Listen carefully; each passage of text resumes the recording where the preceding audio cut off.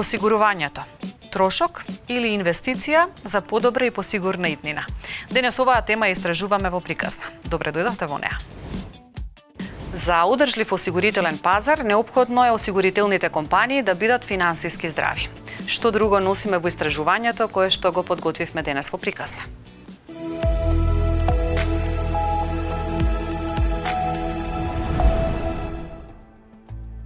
Осигурителната индустрија има голем потенцијал за развој, на што укажуваат износот на бруто пласираната премија по глава на жител во регионот, како и учеството на осигурителниот бизнис во бруто домашниот производ. Податоците укажуваат дека свеста за осигурување кај населението во Македонија е на пониско ниво, отколку во земјите од регионот, а особено во споредба со европските земји. Животното осигурување е едно од најбрзо растечки финансиски дејности во Македонија. Меѓутоа, и покрај овој факт, степенот на развој на животното осигурување и бројот на осигурени лица е значајно помало од развиените европски земји. Ние, например, сме компанија основана со австријски капитал и ако го видиме начинот на развој на животното осигурување во Австрија, се гледа дека бројот на активни полиси на австријскиот пазар е поголем од бројот на жители во истата држава. Кај нас овој процент се уште се движи некаде под 10% од вкупниот број на население, со што се гледа големата разлика во степенот на развој на пазарот на животно осигурување споредено со Австрија како водечка компанија како водечка земја во земјите од југоисточна Европа. Меѓутоа, по друга страна се гледа и потенцијалот кој што е пред нас и може да се искористи во идниот период. Во земјата осигурувањето на имот се уште се смета за трошок, наместо инвестиција во сигурна и безбедна иднина. Најдобар показател за тоа колку е ниско учеството на осигурителниот сектор во вкупниот финансиски сектор е степенот на пенетрација на осигурувањето, кој се изразува како процент помеѓу бруто запишаната премија или бруто полисираната премија и бруто домашниот производ. Тој во 2020 година во Македонија изнесува 1,52%. И ако го следиме растот на тој индекс од 2016 до 2020 година, ќе забележиме дека од 2016 бил 1,47%, во 2020 година е 1,52% и тој раст треба да не загрижува. Развојот и организацијата на осигурувањето во Македонија во период подолг од половина век е производ на системските, сопственичките и структуралните промени во општеството. Осигурителниот сектор во земјава се карактеризира со ниско учество во финансискиот сектор. Степенот на развиеност на осигурувањето во нашава земја е на релативно ниско ниво, што да кажам не става уште на поповолна ситуација да се развиваме, че имаме можност, огромна можност за развој, воведување на иновации и преземање на искуство од нашите матични компании. Во извештаите на меѓународните финансиски институции, најчесто осигурителниот сектор се опишува како еден од најмалите во Европа, во апсолутни броеви и релативно во однос на популација. Либерализацијата на осигурителниот пазар создаде услови за привлекување на странски капитал и зајакнување на конкуренцијата. За одредени класи на осигурување се уште не сме доволно развиен пазар, за некои дури и на почетокот на развојот сме. Што се однесува до класите кои што се високо развиени на развиените осигурителни пазари, како што се животното осигурување, здравственото осигурување, осигурувањата, различните осигурувања од одговорност, тука сме на почетокот на развојот. Тие се многу зад имотните осигурувања и водечките осигурувања на нашиот осигурителен пазар, а тоа се осигурувањето на моторните возила. Најзастапени на осигурителниот пазар се осигурување од автоодговорност, кој е задолжителен вид осигурување, како и осигурувањето на имот како втора најзастапена класа. Осигурувањето на имотите е традиционално осигурување во Македонија, меѓутоа тоа се сведе последните децении само на основните пожарни осигурувања.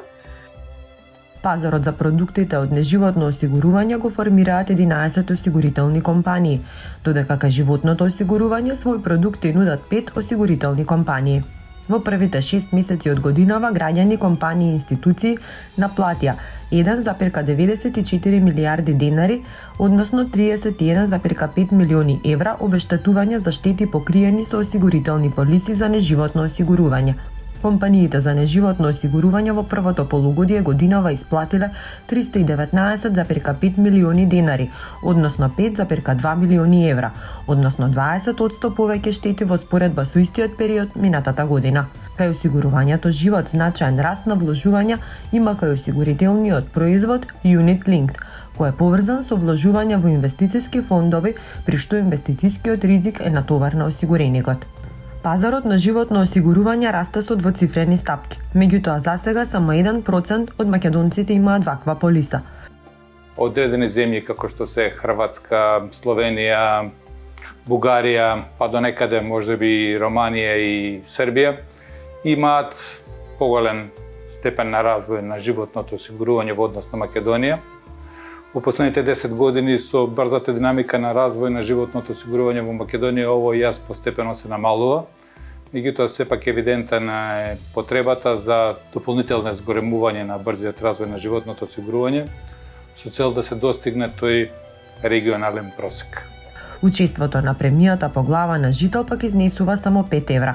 Според тоа се покажува дека потенцијалот за развој на овој сегмент од осигурувањето во земјава е огромен. Исто така треба да се потенцира дека мора да се зголеми улогата и ангажирањето на осигурителните друштва во социјалниот живот и на тој начин ќе се добие една поголема свесност за тоа што работат осигурителните друштва, како тие се грижат за своите осигуреници, како се грижат за општеството, зашто секако осигурителните друштва имаат и пошироко општествено значење отколку само да надоместуваат штети. Полисите за животно осигурување се уште се незначителни, односно од вкупно склучените договори за осигурување што изнесуваат 1.023.983. Само 6.971 се однесуваат на договорите за живот. Имено од вкупно бруто полисираните премии во износ од 7.013.622 денари, за неживот се 598.134.000 денари, а за живот 6.415.488 денари. Односно полисите за живот учествуваат со 8,5% во вкупното осигурување. Согласно со степенот на развој на осигурителната индустрија, јас сметам дека потенцијал за раст има во сите класи на осигурување. Сепак имајќи предвид економската развиеност на земјата и финансската состојба како на населението, така и на корпоративниот сектор, одредени класи на осигурување во моментов имаат малце поголем потенцијал од останатите. Тука можеби би можел да ги издвојам животното осигурување, здравственото осигурување, имотното осигурување, па можеби и земјоделското осигурување како осигурување кои што се неопходни и потребни во секојдневното живење. Осигурителните компании треба да едуцираат јавноста и да го развиваат пазарот, потенцирајќи ги придобивките од осигурувањето, но и да им предочат на луѓето дека осигурувањето е потреба, бидејќи представува инвестиција во сопствената иднина.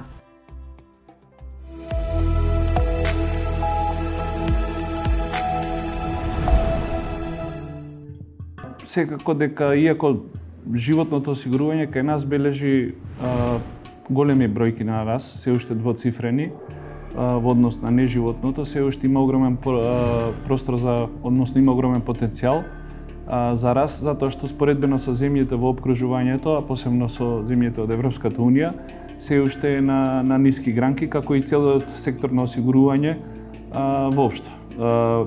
Кај нас се уште во вкупниот пазарен удел, во вкупниот пазар на осигурувањето 85% од прилика некаде отпаѓа на неживотното осигурување, 15% отпаѓа на животното осигурување, но тоа е со добра тенденција за раст и само покажува дека се уште има голем потенцијал на пазарот, како впрочем и во неживотното осигурување. Ако се споредиме со земјите во околината, ако ги земеме податоците за густина и за степенот на густина и степенот на пенетрација, значи кај нас осигурувањето учествува некаде со 1,5% во бруто домашниот производ, што е доста, да кажеме, ниско во однос на регионот, додека степенот на густина некаде изнесува, односно просечна премија по жител е некаде околу 4800-4900 денари, што е навистина пониско во однос на регионот, а да не разговараме за земјите од Европската Унија. Тоа се должи на неколку фактори. Прво е пониската економска моќ на населението и слабата информираност за тоа што значи и колку чини осигурувањето.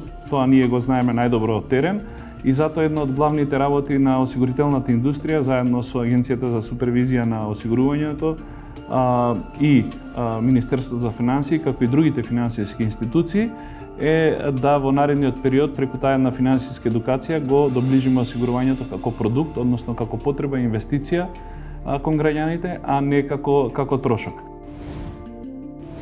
Се менува полека, како што спомнав и претходно, тука најголема одговорност треба да превземеме ние компаниите, осигурителниот сектор, подпомогнати со државните институции.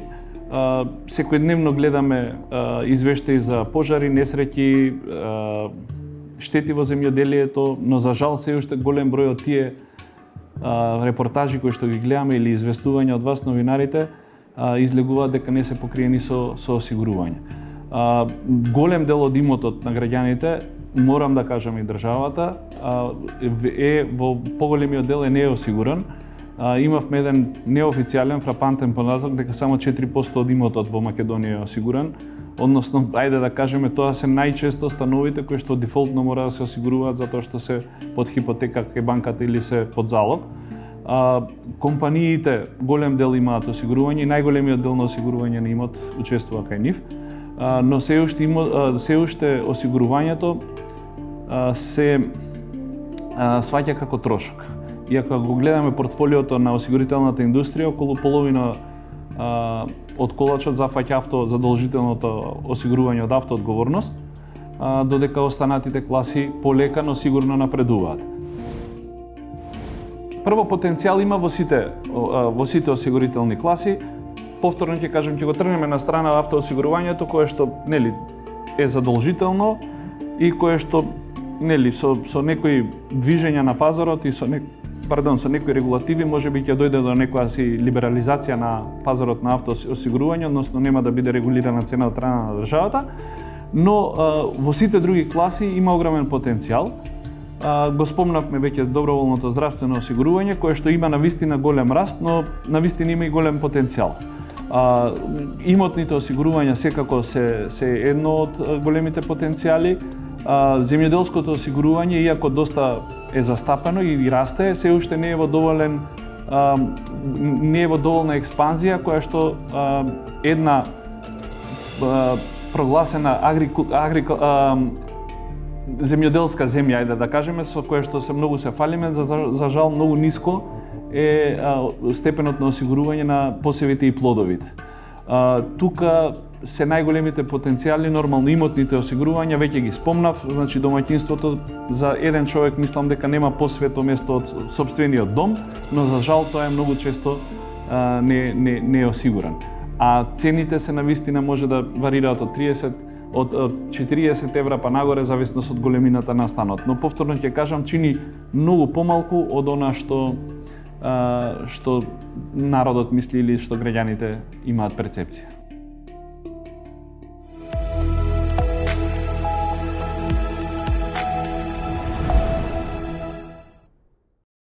Дали перцепцијата за осигурувањето е како подобра иднина, намалување на ризиците со кои може да се соочиме или пак трошок? Прво ви благодарам за поканата.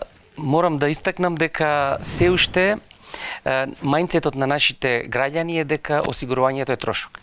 Но задачата на Агенцијата за супервизија на осигурувањето е таа перцепција да ја менува со побрза динамика, од проста причина што навистина осигурувањето не представува трошок, туку представува зголемување на квалитетот на живот. Постојат повеќе студии кои покажуваат дека за 1 денар инвестиран во осигурување добивате од 200 до 300 денари обештетување во зависност од услугата на осигурување која се испорачува. Значи, мора да разбереме дека не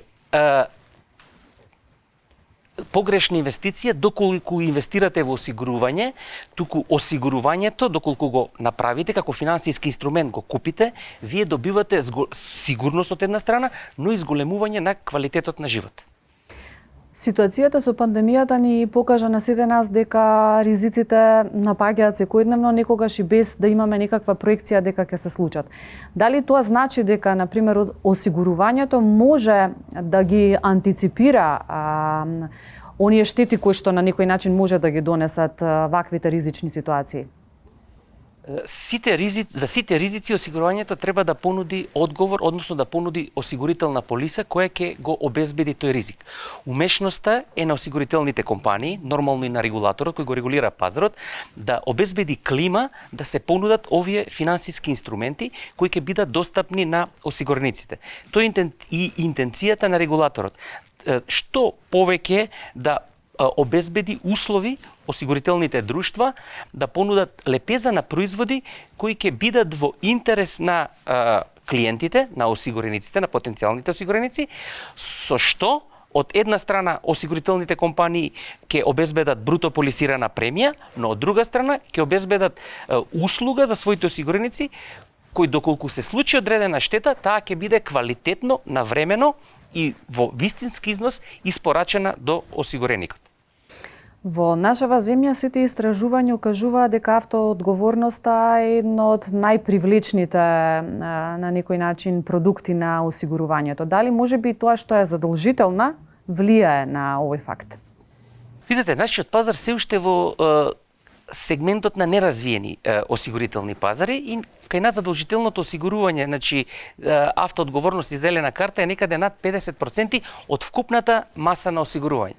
Тоа не е добро и тоа работиме да го промениме.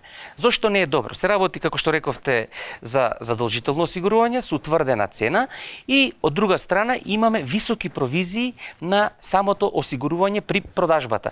Тоа е една комодна зона во која се наоѓаат осигурителните друштва и ние како регулатор се трудиме да ги извадиме од таа комодна зона, да најдеме начин како преку супервизорски мерки да ја намалиме оваа висока провизија и од една страна да го поевтиниме нивото на осигурување, а од друга страна да ги натераме осигурителните друштва, акционерите и менаџментот на овие друштва да најдат начин како да произведат нови осигурителни производи или постојните да го зголемат бројот на нивна продажба, затоа што на крајот сите живееме од тоа ако имаме квалитет во осигурувањето, ако бидат задоволни не само компаниите, туку и осигурениците, односно клиентите кои ќе ги користат овие производи.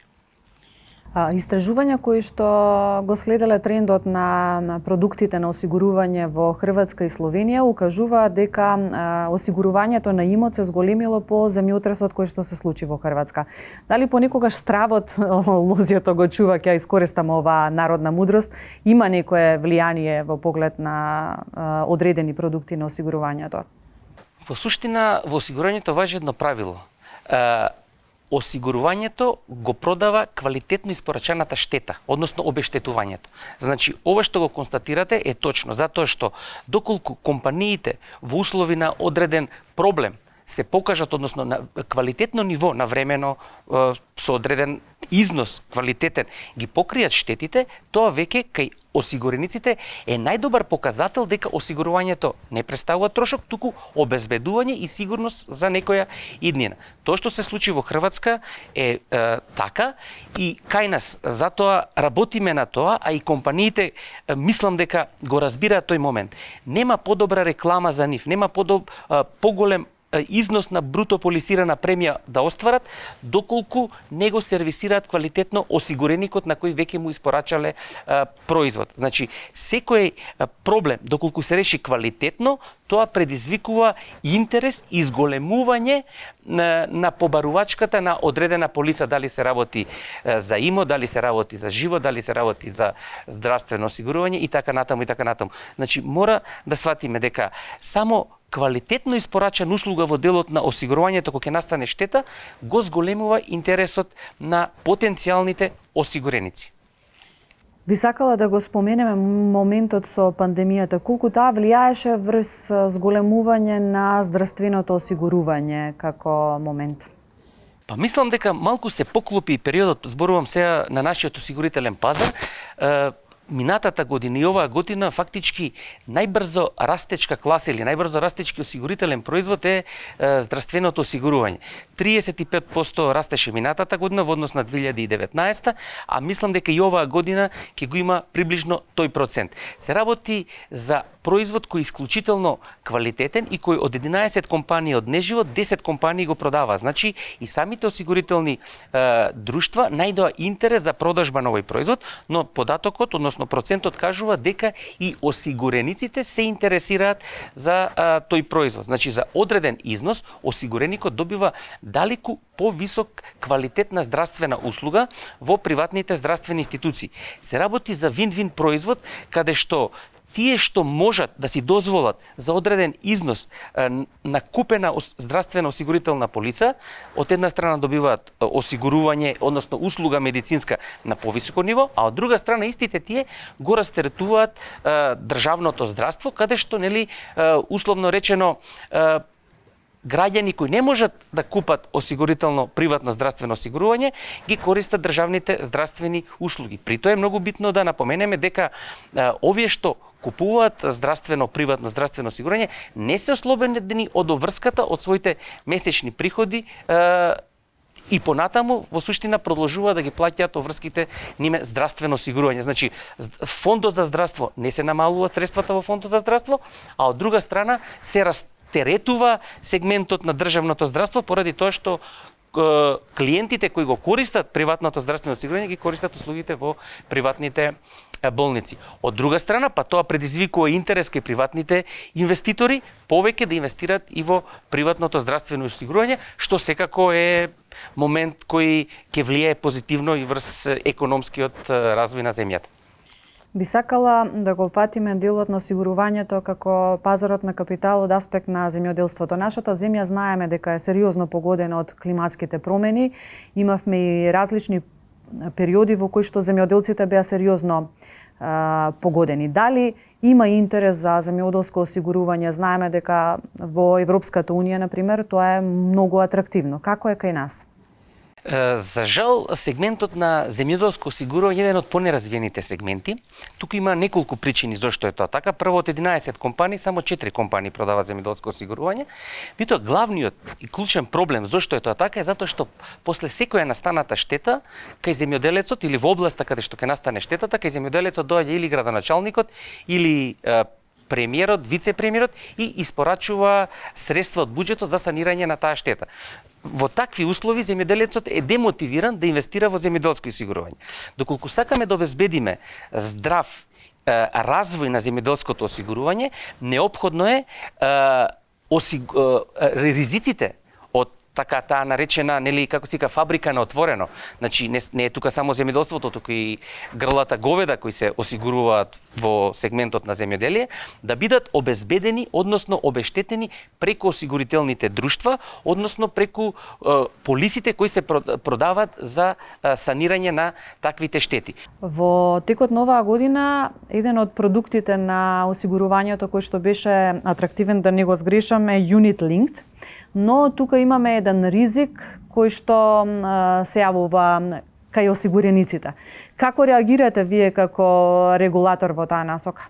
Вака, основната функција на Агенцијата за супервизија е да ги заштити осигурениците, но секако и да внимаваме за интересот на компаниите и нормално заедно да обезбедиме развој на осигурителниот пазар. Unit Linkот е производ кој е актуелен не само на нашиот осигурителен пазар, туку и на европскиот, посебно на источноевропскиот пазар, каде што се работи за еден од поризичните осигурителни производи. Значи имате осигурителна компонента во 1%, додека другиот процент, односно дел од средствата, ви се инвестираат во инвестициони фондови. Ризичен производ, но и интересен за инвеститорската јавност. Сега, ние детектиравме како агенција дека тука имаме проблем со транспарентноста на продажбата на овој производ. Значи, многу е битно кога продавате одреден производ на потенцијален клиент, да му ги покажете и да му ги представите сите предности и недостатоци на истиот производ. Затоа што и кај недостатоците има зошто се тие и како резултат на тие недостатоци, нормално е клиентот да очекува и повисок принос. Агенцијата во моментов работи и мислам дека до крајот на годината треба тој правилник да го донесиме, а тоа е правилник со кој ќе го регулираме начинот на продажба на овој тип на производ, односно ќе ја зголемиме транспарентноста за негова продажба. Пред купувањето на овој производ, клиентот да добие информации точно за каков производ се работи, кои се ризиците, колкава е провизијата и колкави се реалните очекувања кои може да ги има инвеститорот во тој производ во следниот период. За крај само уште ова, колку пандемијата ги смени бројките во поглед на пазарот на осигурување во нашава земја, ако направиме една паралела со глобалниот пазар на осигурување? Среќа во целата несреќа што се работи за неразвиен пазар и генерално немавме последици врз осигурителниот пазар, односно врз неговиот раст. И во 2020, во однос на 2019, имаше раст и во 2021 мислам дека ќе завршиме во однос на 2020 со раст. Чисто само да знаете, например, во првите 9 месеци неживотното осигурување порасна за 18%, додека животното некаде е околу 12% во однос на предходните 9 месеци од предходната година. Значи, се работи за мал, компактен пазар и она што сакам да го истекнам, нивото на солвентност на компаниите на овој пазар е на високо ниво, што е многу позитивно, што би се рекло дека секој ризик, секоја компанија е подготвена да го сервисира на квалитетно ниво.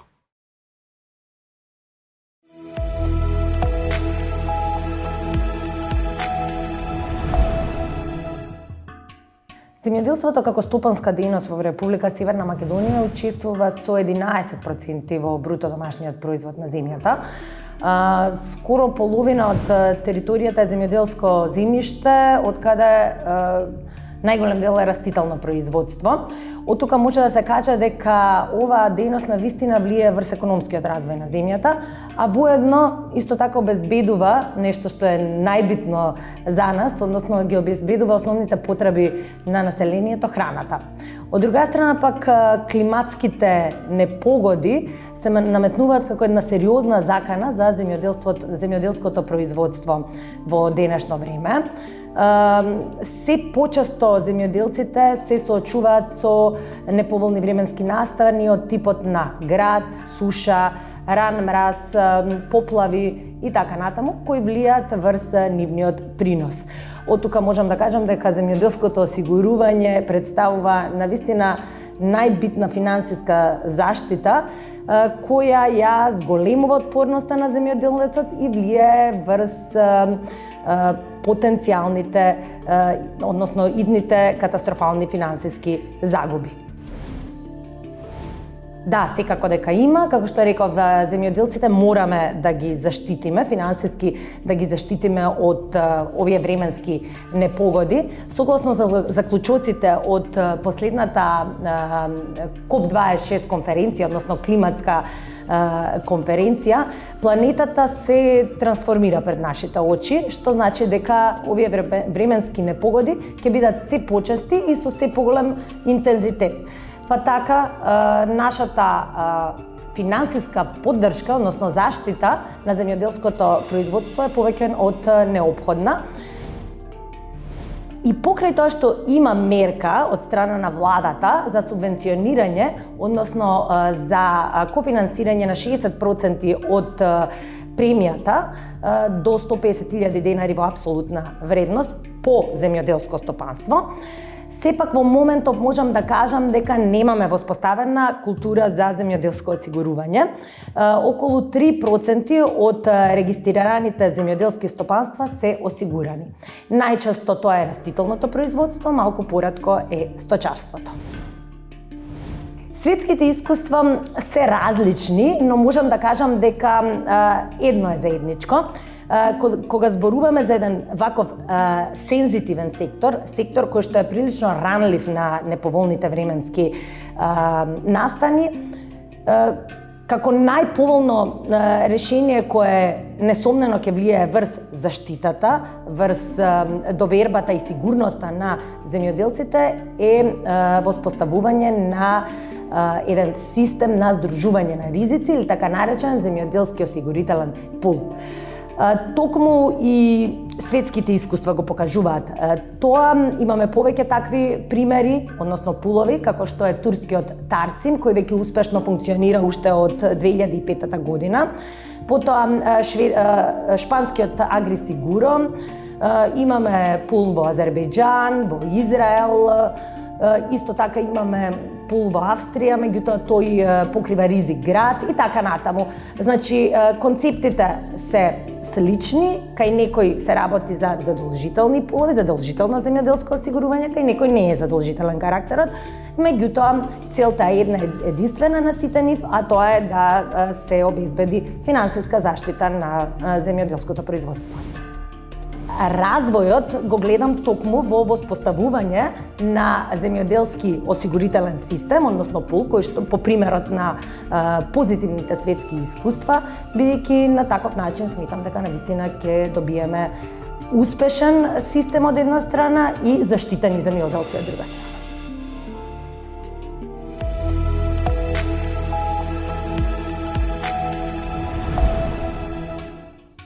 Потребата од приватно здравствено осигурување е водена од фактот колку граѓаните лесно може да дојдат до определена здравствена услуга, колку време треба да чекаат истата да се оствари. Знаеме често пати самите, на жалост посебно во услови на пандемија, дека и често пати поготово во државното здравство самата реализација на таа услуга е доведена под знак прашање, и тоа до оправдани причини, бидејќи нашиот државен здравствен систем е под сериозен притиск.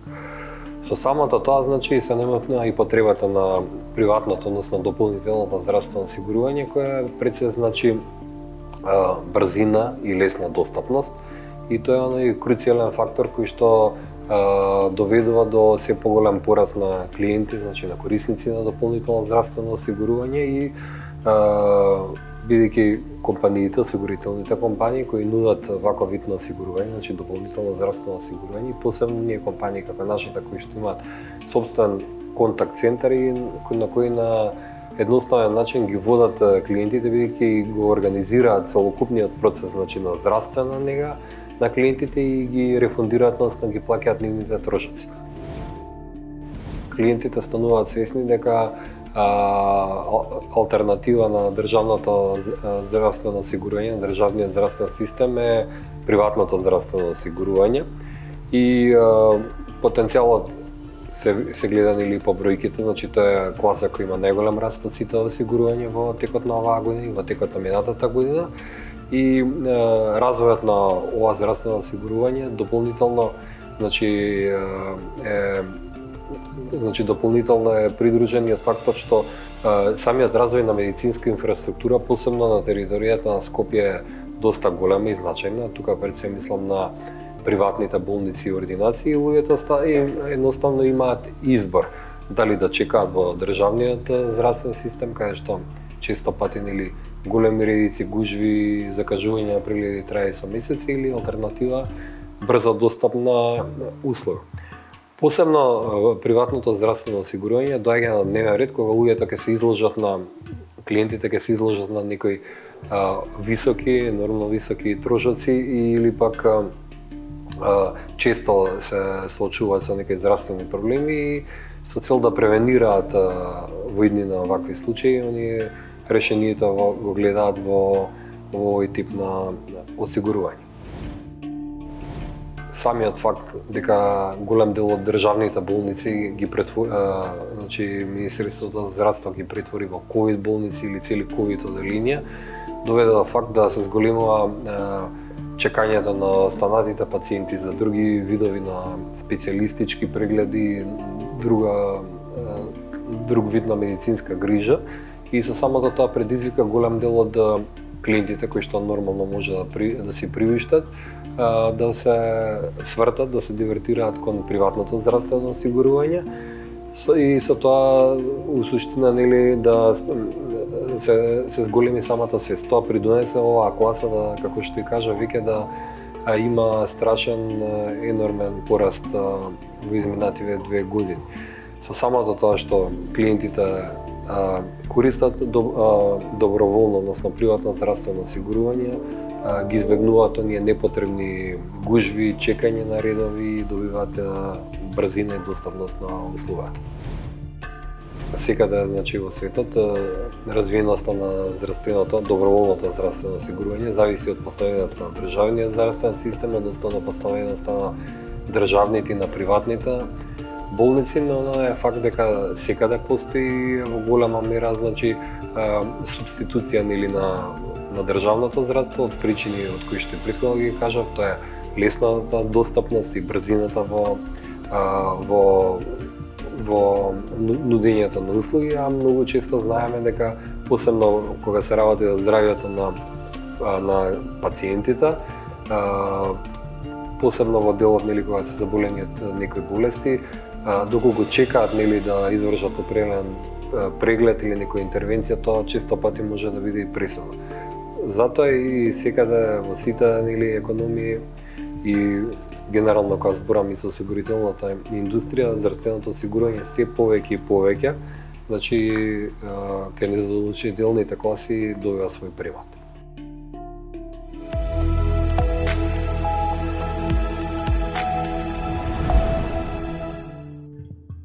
Примерно, најголем потенцијал има приватното здравствено осигурување. Денес граѓаните се повеќе го ценат своето здравје, бараат квалитетни услуги од страна на медицинските установи, бараат квалитетна докторска грижа и бараат да имаат соодветно решение кога ќе имаат потреба за лекување.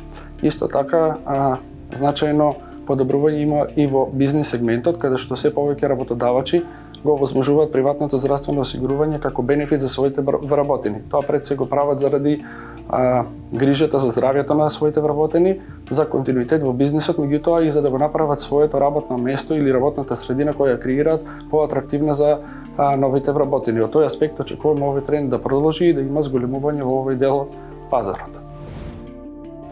И во оваа класа има навистина голем простор за зголемување, пред се затоа што според наши проценки само мал дел од становите се осигурани. Според наши проценки околу 20% од вкупниот број на станови е осигуран, додека во европски рамки тие бројки се навистина поголеми. Таму не се осигуруваат становите само задолжително доколку се финансира преку кредит, туку тоа се прави на доброволна основа и секој го осигурува својот дом. А навистина е пракса пред да се влезе во домот, тој да биде осигуран без оглед дали се работи за имот кој што е сопствен или за имот кој што е изнаемен. За да се зголеми свесноста за осигурување, навистина е потребна континуирана едукација од осигурителните компании. И ние тоа го правиме секојдневно во нашата комуникација со клиентите, меѓутоа тука мора да се вклучат сите активни чинители во заедницата.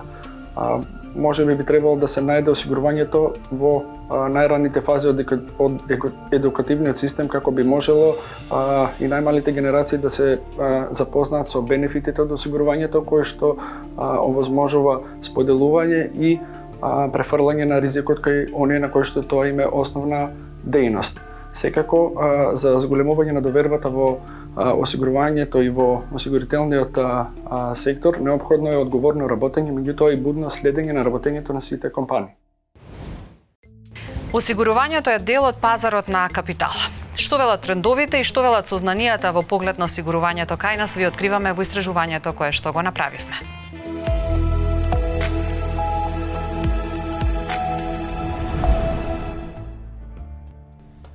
Осигурителните компании се важен сегмент на финансискиот пазар. Преку продажбата на осигурителните продукти тие мобилизираат финансиски средства со што учествуваат во дефинирање на понудата на финансискиот пазар. Теоретските и емпириски податоци покажуваат дека земјите кои имаат поразвиен финансиски сектор уживаат побрз и постабилен долгорочен развој. Банкарскиот сектор е главен столб и двигател на развој на финансискиот пазар. Осигурувањето, иако по обем значајно помалце, сепак е еден од главните учесници на финансискиот пазар во Македонија. со вкупна годишна премија некаде околу 170 милиона евра, вкупни вложувања кои што осигурителните компании ги вршат на финансискиот пазар од околу 320 милиона евра и актива од над 400 милиона евра, дава до јасен показател дека животното осигурување сепак за економија како македонската е значаен учесник на пазарот на финансискиот пазар во Македонија. Добро развиен финансиски сектор значително влијае врз продуктивноста, што придонесува да се оствари повисок степен на долгорочен развој. Осигурувањето во таа насока игра важна улога во насочувањето на економскиот раст. Добриот развој, високиот развој на финансискиот пазар предпоставува развој на целокупната економија. Тоа значи развој на целата држава. Развиениот финансиски сектор придонесува за зголемување на продуктивноста, зголемување на или забрзан технолошки развој, затоа што обезбедува ресурси.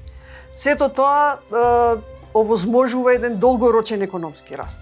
Овој сектор придонесува за економски раст преку издавање на полиси за осигурување со кои им обезбедува одредена сигурност преку исплата на потенцијалните штети на корисниците на полисите, а едновремено преку комплементарноста со банкарскиот сектор и нивната инвестициона функција придонесува за развојот на економијата во една земја. Основната функција на осигурувањето е да направи одредена финансиска заштита во случај на настанување на одредени загуби, одредени несакани ситуации, како што се повреди, загуба на човечки животи, загуба на имот, здравствени потешкоти и така натаму.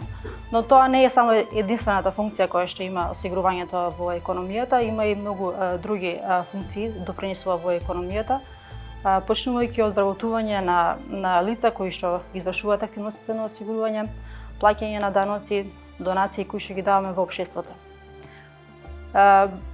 Можела да кажам дека осигурувањето на некој начин е тесно поврзан со социјалната политика, односно преку тие исплати кои што ги вршиме при настанување на одредени загуби за нашите клиенти, им помагаме финансиски во такви моменти, допринесуваме во општеството и на некој начин влијаеме на закрепнување и развојот на целото стопанство на земјата.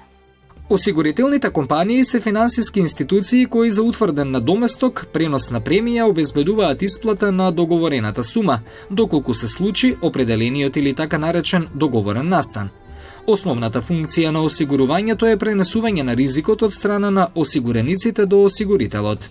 Осигурувањето создава основа за преземање на инвестиции, како предуслов за економски раст. Значи, преку заштитата при исплата на штета, покривањето на штета при штетен настан, меѓутоа и учеството на осигурителните компании во заштита на државниот буџет. Затоа што треба да знаеме дека повеќето од државните компании, јавните инфраструктурните објекти се заштитени преку осигурителни полиси и на тој начин при случај на штетен настан исплатата на штетата значи заштеда на државниот буџет.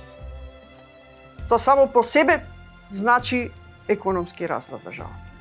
Со преземањето на ризикот од страна на осигурителните компании се намалува несигурноста и нестабилноста во економијата и се намалува влијанието на потенцијалната криза на микро и макро ниво. Во развиените земји во тек е дебатата за потребата од ревидирање на постојниот начин на социјална заштита на државата.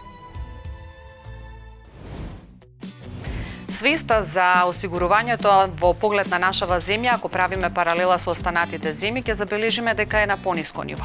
Денес се обидовме ова малку да го подигнеме. Довидување до следната приказна.